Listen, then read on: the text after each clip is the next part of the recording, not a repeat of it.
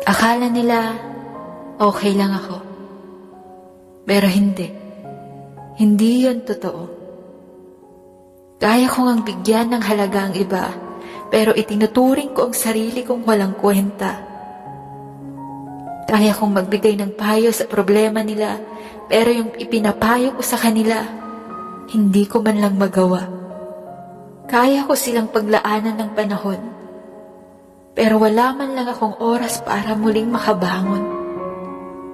Kaya kong magpasaya para mapawi ang lungkot ng iba, pero nahihirapan akong punasan ng sariling luha na tumutulo sa aking mata.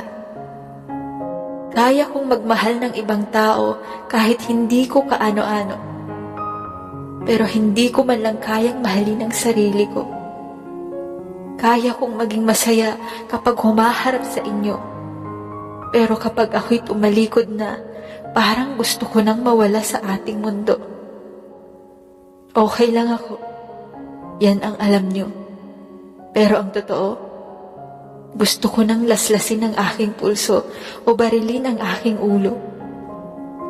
Iniisip ko ring pumunta sa bangin sabay tumalon o kaya naman ay uminom na lang ng lason. Pero di ko talaga yun magagawa. Dahil alam kong hindi solusyon ang pagpapatiwakal para takasan ng problema. Pero teka, nandyan ako nung kailangan niyo ako. Pero nung nangangailangan ako ng makakausap, nasan kayo? Hindi ako manhin.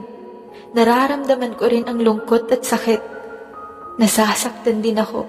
Umiiyak ng todo. Naghahanap ng pagmamahal at pag-aaruga. At gusto ko ring maging masaya.